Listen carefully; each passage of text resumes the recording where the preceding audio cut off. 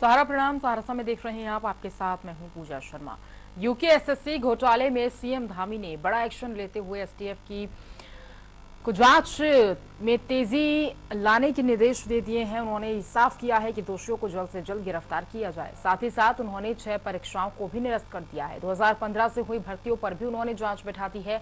उन्होंने स्पष्ट निर्देश दिए हैं कि जिन परीक्षाओं में गड़बड़ी के साक्ष्य मिले हैं उन्हें निरस्त कर दिया और भर्ती प्रक्रिया को फिर से शुरू किया जाए। हम आपको बता दें कि यूकेएसएससी पेपर लीक मामले में अभी तक 23 गिरफ्तारियां हो चुकी हैं और दोषियों पर गैंगस्टर एक्ट के तहत कार्रवाई की बात सरकार कर रही है। साथ ही साथ सीएम का यह कहना है कि घोटाले में लिप्त आरोपियों की संपत्ति की जांच होगी। उन्होंने कहा है कि चाहे कोई कितना भी बड़ा होगा, यदि वो घोटाले में लिप्त है तो वो बच नहीं पाएगा।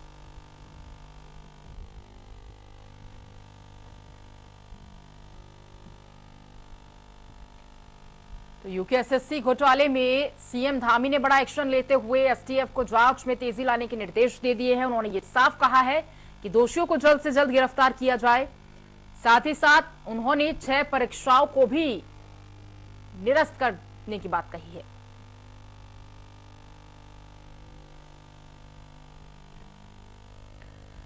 देहरादून से एसोसिएट एडिटर ज्योत्सना हमारे साथ जुड़ रही हैं और ज्यादा जानकारी के लिए।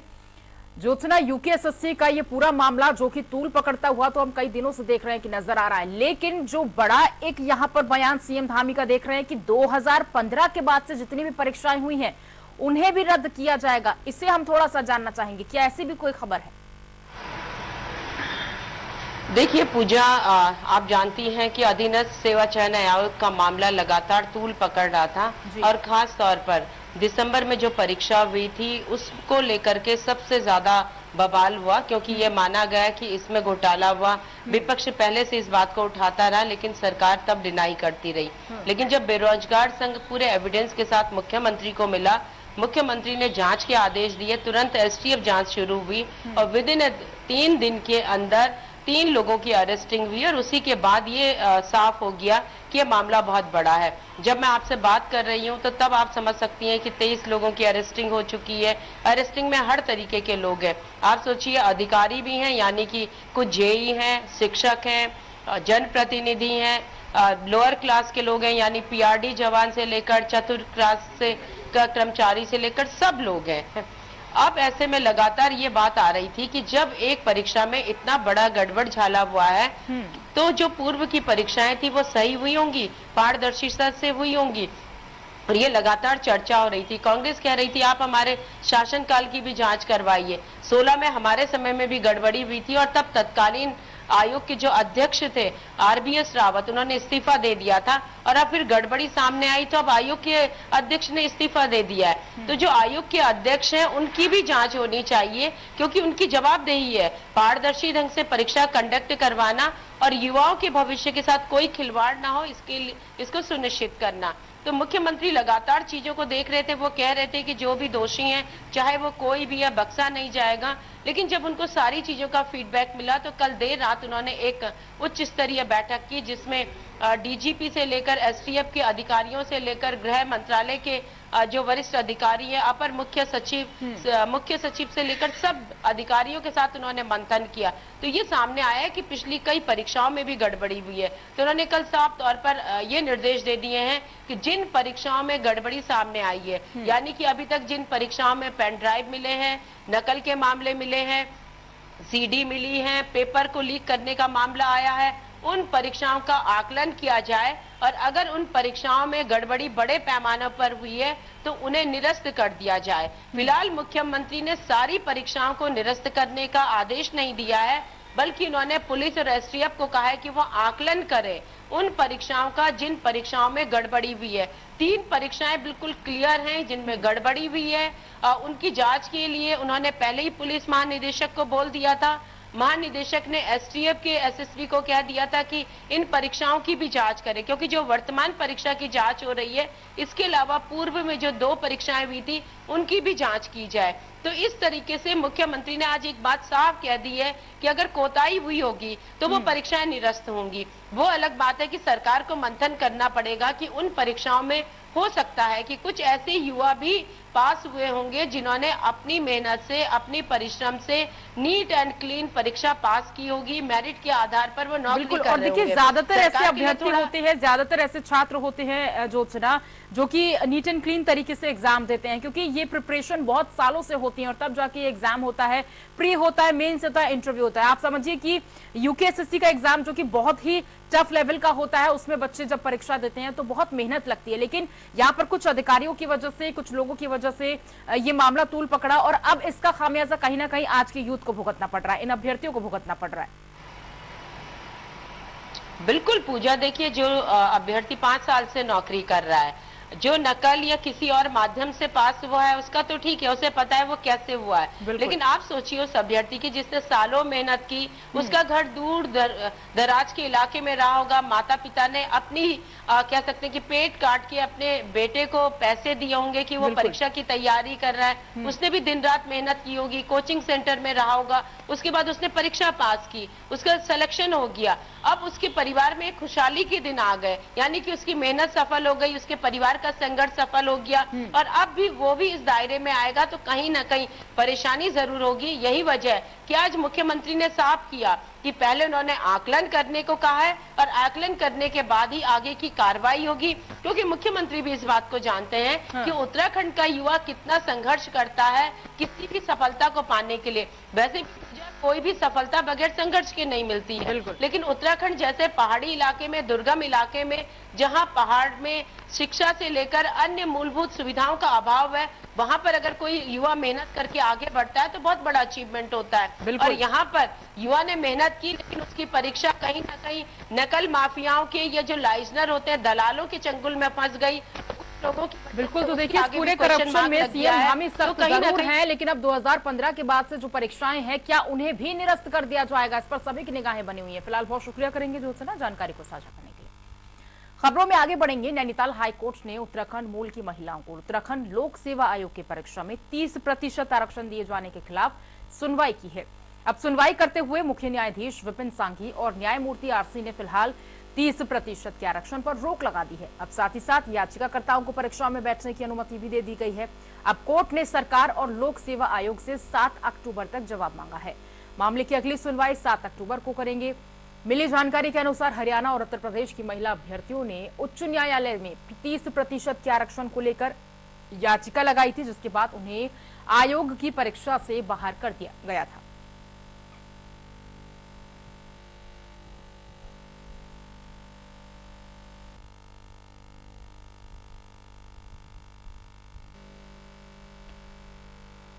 नैनीताल हाईकोर्ट ने उत्तराखंड मूल की महिलाओं को उत्तराखंड लोक सेवा आयोग की परीक्षा में 30% आरक्षण दिए जाने के खिलाफ सुनवाई की है। सुनवाई करते हुए मुख्य न्यायाधीश विपिन सांघी और न्यायमूर्ति आरसी ने फिलहाल 30% के आरक्षण पर रोक लगा दी है। नैनीताल से हमारे संवाददाता हेमंत रावत हमारे साथ जुड़े हुए हैं। हेमंत, उत्तराखंड हाईकोर्ट के इस आरक्षण पर जिस तरह से रोक लगाई गई है, क्या जानकारी? देखिए, जिस तरह से मामला नैनीताल हाईकोर्ट में आया है, उसमें जो है उत्तराखंड लोक सेवा आयोग की परीक्षा में 30% आरक्षण दिए जाने के खिलाफ यहाँ पर याचिका डाली गई थी। इस मामले को सुनने के बाद मुख्य न्यायाधीश की कोर्ट ने 30% आरक्षण दिए जाने वाले शासन आदेश को फिलहाल जो है उसमें रोक लगा दी है, और उसके साथ साथ 7 अक्टूबर को इस मामले में सुनवाई होगी, क्योंकि जो अन्य अभ्यर्थी थे उनने उच्च न्यायालय नैनीताल हाईकोर्ट में याचिका डाली थी और कहा था कि जो उत्तराखंड के महिलाएं उनको सरकारी नौकरी में 30% आरक्षण दिया जा रहा है, जो कि गलत है, असंवैधानिक है। उसके साथ साथ उन्होंने ये भी कहा था कि उनकी जो मेरिट लिस्ट है, जो कट ऑफ लिस्ट है, उनका जबकि 79 से ऊपर उनकी कट ऑफ लिस्ट है, लेकिन 79 से नीचे आने के बावजूद भी इन महिलाओं को जो है इसका बेनिफिट मिल रहा है। तो कुल मिला के उन्होंने नैनीताल हाईकोर्ट में इस मामले में सुनवाई हुई और इस मामले की तिथि 7 अक्टूबर को इस मामले में अगली सुनवाई होगी। जी शुक्रिया हेमंत आपका जानकारी को हम तक साझा करने के लिए। फिलहाल यहाँ रुकना एक छोटे से ब्रेक के लिए।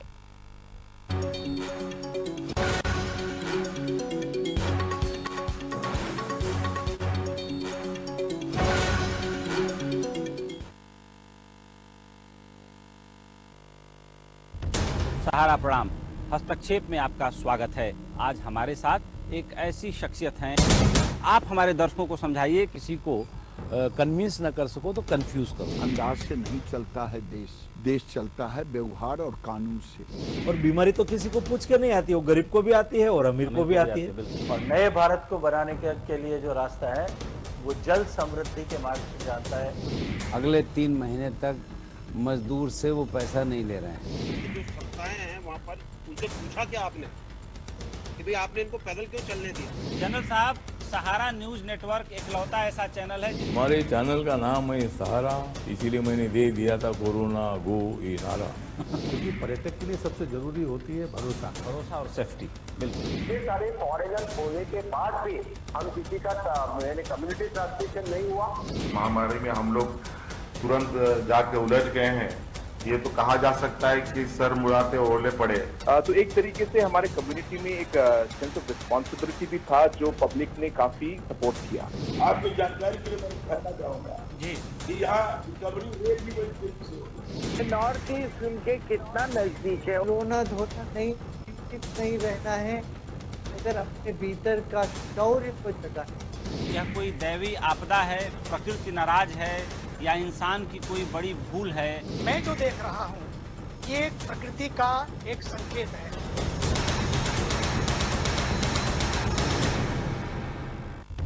सहारा प्रणाम, हस्तक्षेप में आपका स्वागत।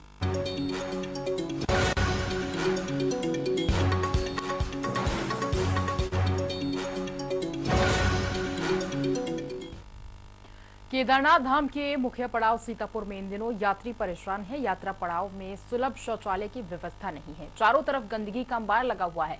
सीतापुर बाजार में सफाई कर्मचारी कूड़े को उठाकर मंदाकिनी नदी में फेंक रहे हैं। होटल एसोसिएशन ने इन सभी समस्याओं के बारे में जिलाधिकारी को अवगत करा दिया है, लेकिन उनका ये कहना है कि अभी तक समस्याओं के समाधान की दिशा में कोई काम नहीं हो सका है। और उधर जिलाधिकारी ने मौका मुआयना के लिए टीम का गठन किया है, जो कि सारी रिपोर्ट जिलाधिकारी को सौंपेगी।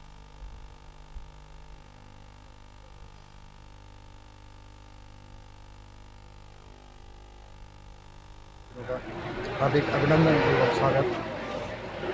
मैं आज आपको सीतापुर में यात्राकारियों की अव्यवस्थाएं हैं उनसे अवगत कराना चाहता हूं। पूर्व में भी हमने प्रशासन को, माननीय जिलाधिकारी महोदय को, जिला पंचायत को लिखित व मौखिक रूप से भी अवगत कराया था कि यहाँ पे सुलभ शौचालय नहीं है, कूड़ा निस्तारण पोर्ट नहीं है, पेयजल व्यवस्थाएं नहीं हैं। इन्हें दुरुस्त करने के लिए हमने यात्रा से पूर्व जिला प्रशासन को अवगत कराया था, लेकिन धरातल पर इसका कोई भी असर नहीं दिखाई दिया। यहाँ पे कोई भी कार्य नहीं किया गया। कहीं भी पूरे मार्केट में पेयजल व्यवस्था नहीं है, सुलभ शौचालय नहीं है और कूड़ा निस्तारण नहीं है, जो कि सारे बाजार का कूड़ा पाटीघाट नदी में डाला जा रहा है। मैं पुनः एक बार प्रशासन से निवेदन करना चाहता हूँ कि इस तरह की अव्यवस्थाओं को दुरुस्त किया जाए, जिससे कि यात्रियों को कोई किसी प्रकार की कोई परेशानी न हो, स्थानीयों को कोई परेशानी न हो। यहाँ पे चार धाम में आने वाले जो ड्राइवर लोग हैं उन्हें भी इस तरह की कोई परेशानी न हो।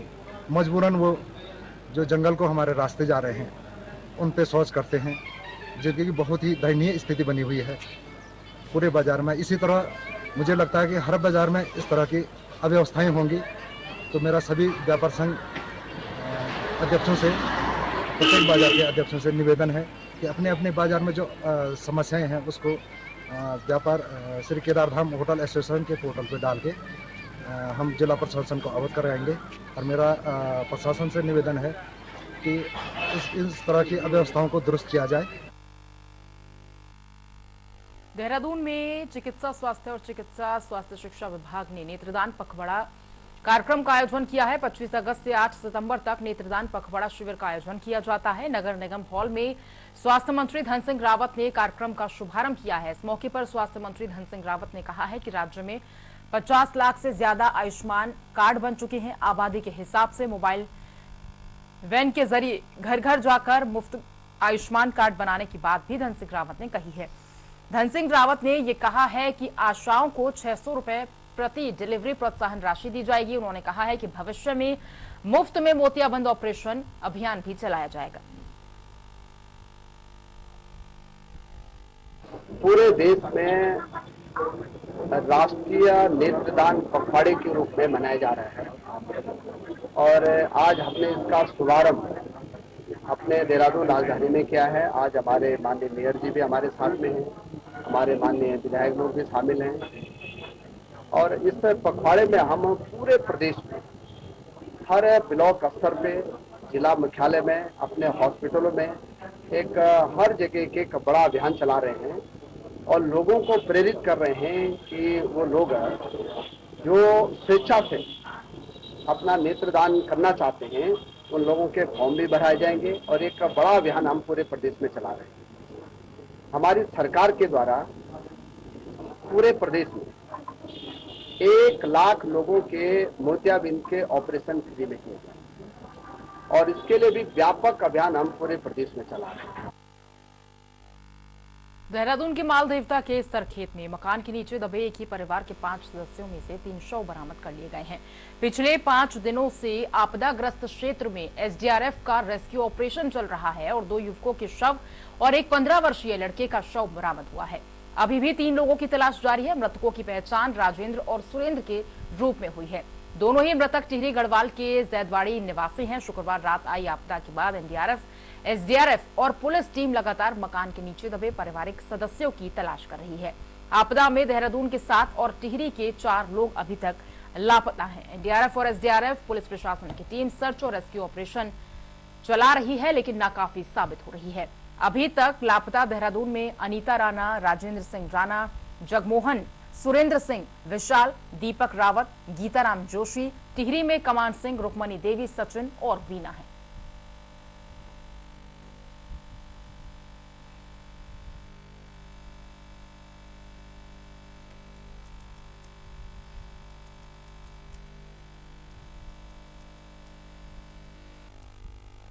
उत्तराखंड में कैची मंदिर के पास एक दर्दनाक हादसा हो गया है। हादसे में एक मोटरसाइकिल और बोलेरो की जबरदस्त टक्कर हो गई है, जिससे मोटरसाइकिल सवार की मौके पर ही मौत हो गई है। स्थानीय लोगों की सूचना पर पुलिस मौके पर पहुंची, शवों को कब्जे में लेकर पोस्टमार्टम के लिए भेज दिया गया है। घायलों को निजी अस्पताल में भर्ती करा दिया गया है, जहां दोनों को मृत घोषित कर दिया गया। जानकारी के मुताबिक मुंसियारी से हल्द्वानी की तरफ आ रही बोलेरो टैक्सी में सवारियां बैठी थी, जबकि हल्द्वानी से भवाली होते हुए मोटरसाइकिल चालक रानीखेत की तरफ जा रहे थे। फिलहाल पुलिस ने बोलेरो टैक्सी के चालक को हिरासत में ले लिया है और आगे मामले की कार्रवाई में जुट गई है। ऊधम सिंह नगर में पुलिस ने 5 किलो से अधिक चरस बरामद की है। पुलिस नशे की खेप के साथ 2 युवकों को गिरफ्तार कर चुकी है। आरोपियों से 3000 की नकदी भी पुलिस ने बरामद कर ली है। एसएसपी मनोज कत्याल ने बताया कि बुधवार देर शाम पुलभट्टा पुलिस टीम बैगुल धाम सड़क पर चेकिंग अभियान चलाए हुए थी और तभी एक बाइक पर आए हुए 2 युवक पुलिस को देखकर बाइक हड़बड़ी में घुमाकर ले जाने लगे। युवकों के संदिग्ध व्यवहार को देखकर पुलिस ने उनसे पूछताछ की और तलाशी ली तो दोनों युवकों के बैग से 5 किलो से अधिक चरस, 3000 रुपए नगद और 2 मोबाइल फोन बरामद हुए हैं। एसएसपी ने बताया कि पूछताछ में दोनों युवकों ने बताया कि वो पहाड़ों से चरस को कम दाम पर खरीदकर ऊधम सिंह नगर में सप्लाई करने आए थे। पकड़े गए दोनों आरोपियों के नाम नरेंद्र सिंह कोरंगा और वीरेंद्र सिंह कोरंगा है। दोनों ही नैनीताल निवासी हैं। एसएसपी ने बताया है कि आरोपियों के खिलाफ एनडीपीएस एक्ट के तहत मुकदमा दर्ज कर वैधानिक कार्रवाई की जा रही है। पुलभट्टा थाना क्षेत्र में जो नशीले पदार्थ हैं उनकी तस्करी की लगातार सूचनाएं प्राप्त हो रही थी हम लोगों को, तो हम लोग इस पे काम कर रहे थे और हमने ठोस सुरागरसी पतरसी करके कुछ अभियुक्तों को गिरफ्तार किया है और इनसे लगभग 5 किलो जो है वो चरस बरामद हुई है। निश्चित रूप से बहुत बड़ी बरामदगी है और इससे जो क्षेत्र में नशे की प्रवृत्ति है उस पर अंकुश लगेगा। और इनके पीछे हम लोग जब हमने डिटेल इनकी खंगाली तो कुछ लोग हमें इस चेन में और भी ट्रेस हुए हैं जिनके संबंध में हम जांच भी कर रहे हैं और उनके नाम भी हम लोग प्रकाश में लाएंगे शीघ्र। और इसमें एक मोटरसाइकिल इनसे बरामद हुई है, एक तराजू बरामद हुआ है और इस पूरे जो माल है लगभग 2 करोड़ रुपए इसकी कीमत है अंतर्राष्ट्रीय मार्केट में।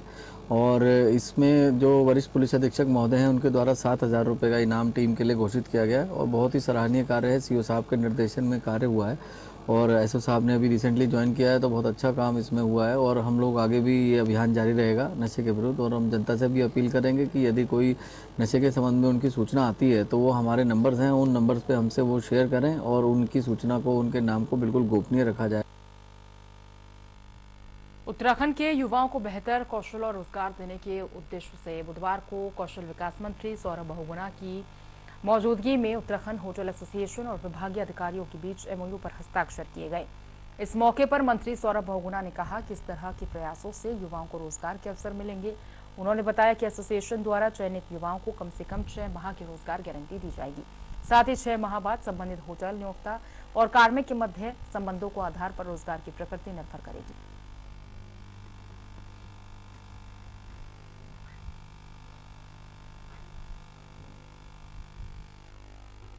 इसी के साथ फिलहाल बुलेटिन में बस इतना ही, लेकिन सहारा समय पर उत्तर प्रदेश और उत्तराखंड की खबरों के अलावा देश और दुनिया की ताजा तरीन खबरों के लिए आप लॉग ऑन कर सकते हैं हमारी वेबसाइट samlive.com पर। सहारा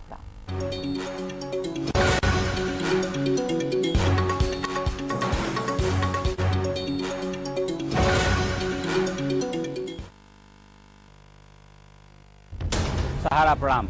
हस्तक्षेप में आपका स्वागत है। आज हमारे साथ एक ऐसी शख्सियत हैं, आप हमारे दर्शकों को समझाइए। किसी को कन्विंस न कर सको तो कंफ्यूज करो। अंदाज से नहीं चलता है देश, देश चलता है व्यवहार और कानून से। और बीमारी तो किसी को पूछ के नहीं आती, वो गरीब को भी आती है और अमीर को भी आती है। और नए भारत को बनाने के लिए जो रास्ता है वो जल समृद्धि के मार्ग से जानता है। अगले 3 महीने तक मजदूर से वो पैसा नहीं ले रहे हैं। जो संस्थाएं हैं वहाँ पर उनसे पूछा क्या आपने कि भाई आपने इनको पैदल क्यों चलने दिया? जनरल साहब, सहारा न्यूज नेटवर्क एकलौता ऐसा चैनल है हमारे चैनल का नाम है सहारा, इसीलिए मैंने दे दिया था कोरोना गो ये नारा। क्योंकि पर्यटक के लिए सबसे जरूरी होती है भरोसा और सेफ्टी। बिल्कुल। ये सारे फॉरेनर होने के बाद भी हम किसी का कम्युनिटी ट्रांसमिशन नहीं हुआ। महामारी में हम लोग तुरंत जाके उलझ गए हैं। ये तो कहा जा सकता है कि सर मुड़ाते ओले पड़े। तो एक तरीके से हमारे कम्युनिटी में एक सेंस ऑफ रिस्पॉन्सिबिलिटी भी था जो पब्लिक ने काफी सपोर्ट किया। आपकी जानकारी के लिए मैं कहना चाहूँगा जी यहाँ रिकवरी रेट भी बड़ी तेजी से हो रही है। नॉर्थ ईस्ट उनके कितना नजदीक है। रोना धोना नहीं रहना है अगर अपने भीतर का शौर्य को जगा है। यह कोई दैवी आपदा है, प्रकृति नाराज है या इंसान की कोई बड़ी भूल है? मैं जो देख रहा हूँ ये प्रकृति का एक संकेत है।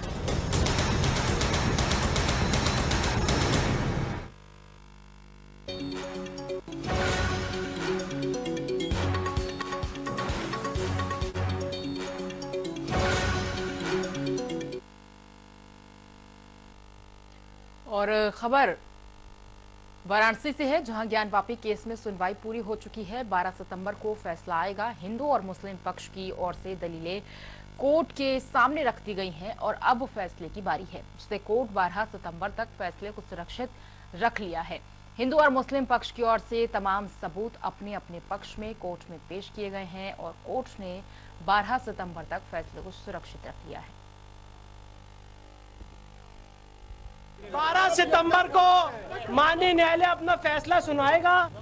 दोनों पक्षों की बहस पूरी हो चुकी है और अब फैसले का इंतजार है। हाँ विष्णु जी, जिस तरह से आखिरी क्षण था, मुस्लिम पक्ष ने अपने कोर्ट से बात कर दिया और आप लोगों ने देखिए, मुस्लिम पक्ष का ये कहना है कि ये आलमगीर मस्जिद है, जबकि हमारा कहना है कि ज्ञान व्यापी मस्जिद है। सारे डॉक्यूमेंट्स में थ्रू आउट इस प्रॉपर्टी को ज्ञान व्यापी मस्जिद माना गया है। आलमगीर मस्जिद बिंदु माधव मंदिर को तोड़ के बनाई गई मस्जिद है, उसका नाम आलमगीर मस्जिद है। बनारस का हर एक आदमी जानता है, वो यहाँ से 2 किलोमीटर दूर है। इसलिए आलमगीर मस्जिद का डॉक्यूमेंट दिखा के ये बोलना कि ये जो गजट पब्लिकेशन है ये ज्ञान व्यापी का है, ये सबसे बड़ा फ्रॉड था। हमारी पूरी लीगल टीम ने इसे कोर्ट में उजागर किया है। माननीय न्यायालय के संज्ञान में हम ये बात लाए हैं और मुझे पूरी उम्मीद है कि माननीय न्यायालय हमारी बात को मानेगा और जब 12 तारीख को फैसला आएगा आप सबके सामने शुभ समाचार आएगा। के मुख्यमंत्री पुष्कर सिंह धामी ने यूकेएसएससी की स्नातक स्तरीय परीक्षा 2021 की परीक्षा घोटाले को लेकर अपने कार्यालय में उच्च स्तरीय समीक्षा बैठक की है, जिसमें उन्होंने कई बिंदुओं पर बल दिया है। उन्होंने कहा है कि पुलिस की जांच में तेजी हो, जिससे दोषियों को जल्द से जल्द गिरफ्तार किया जा सके। साथ ही साथ जिन परीक्षाओं में गड़बड़ी के साक्ष्य मिले हैं उन्हें निरस्त कर नए सिरे से चयन प्रक्रिया शुरू की जाए। भर्ती प्रक्रिया में उजागर हुई कमियों पर कड़ा रुख अपनाया जाए और साथ ही सभी दोषियों को जल्द से जल्द सजा दिलाने के निर्देश भी दिए गए हैं। आपको बता दें कि परीक्षा घोटाले में अब तक 23 से ज्यादा लोगों की गिरफ्तारी हो चुकी है। और अब खबर हरिद्वार से है, जहां प्रधानमंत्री नरेंद्र मोदी के जीवन पर लिखी गई पुस्तक को लेकर एक गोष्ठी का आयोजन किया गया। गोष्ठी में पूर्व केंद्रीय मंत्री और हरिद्वार से सांसद रमेश पोखरियाल निशंक उत्तराखंड बीजेपी के पूर्व अध्यक्ष मदन कौशिक और राज्यसभा सांसद डॉक्टर कल्पना सैनी समेत बीजेपी के कई दिग्गज नेता और छात्र छात्राएं शरीक हुए। पुस्तक के विमोचन के बाद केंद्र सरकार द्वारा चलाई जा रही योजनाओं पर भी चर्चा की गई। सभी का कहना था कि भारत दुनिया की सबसे महान शक्ति बनेगा। समझता हूँ विदेश नीति हो, कृषि हो, युवा हो, महिला हो, बेटी बचाओ बेटी पढ़ाओ के अभियान से लेकर के और लोकल से लेकर ग्लोबल तक हो, चाहे वो प्रौद्योगिकी हो, चाहे आत्मनिर्भर भारत की बात हो, स्वच्छ भारत हो, मुझे लगता है कि यदि आप उन योजनाओं के बारे में जो उन्होंने किया उसके बारे में बोलेंगे तो महीनों लगेंगे। मुझे इस बात की खुशी है कि आज उन्होंने पूरी दुनिया में भारत के गौरव को बढ़ाया है। इस देश का बच्चा भी इस बात से अनुप्राणित है, गौरव महसूस करता है कि मेरे देश का यशस्वी प्रधानमंत्री नरेंद्र मोदी जी के 20 साल के मुख्यमंत्री और प्रधानमंत्रित्व काल में लोगों ने अपने अनुभव लिखे हैं। उस पुस्तक को लेकर आज पूरे देश के अंदर उस पुस्तक पर इस प्रकार का हम कॉन्फ्रेंस के माध्यम से लोगों के बीच में विचार विमर्श के माध्यम से, जिससे कि लोगों को ये जानकारी रहे कि किस प्रकार भारत उन्नति प्रगति इस रूप में आगे बढ़ रहा है। और यही वो पुस्तक होगी कि आने वाले समय में एक आधार के साथ भारत दुनिया की महान शक्ति बने। और आज इस पुस्तक पर यहाँ SM जैन डिग्री कॉलेज में इसी प्रकार का सेमिनार हुआ है। औरैया में ट्रिपल मर्डर से सनसनी फैली है। यहां शहर कोतवाली क्षेत्र के जिला अस्पताल रोड पर एक डिग्री कॉलेज के प्रबंधक पत्नी और बेटे के कमरे में संदिग्ध परिस्थिति में शव मिलने से इलाके में हड़कंप मचा हुआ है।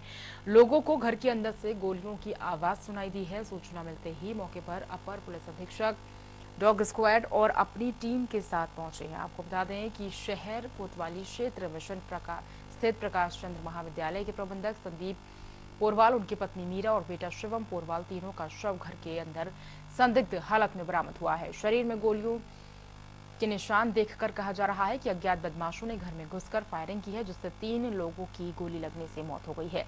फिलहाल पुलिस के आला अधिकारी शवों को कब्जे में लेकर पोस्टमार्टम के लिए भेज चुके हैं। साथ ही जांच के बाद ही कुछ खुलासा करने की बात कर रहे हैं।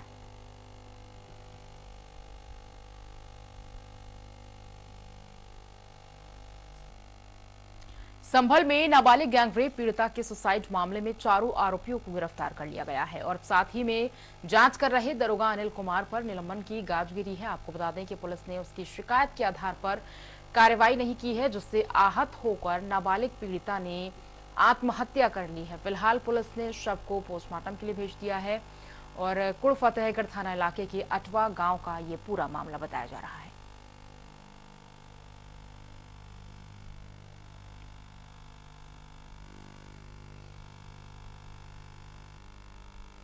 उत्तराखंड में कैची मंदिर के पास एक दर्दनाक हादसा हो गया है। हादसे में एक मोटरसाइकिल और बोलेरो की जबरदस्त टक्कर हो गई है, जिससे मोटर सवार की मौके पर ही मौत हो गई है। स्थानीय लोगों की सूचना पर पुलिस मौके पर पहुंची है। शवों को कब्जे में लेकर पोस्टमार्टम के लिए भेज दिया गया है। घायलों को निजी अस्पताल में भर्ती करा दिया गया है, जहां दोनों को मृत घोषित कर दिया गया है।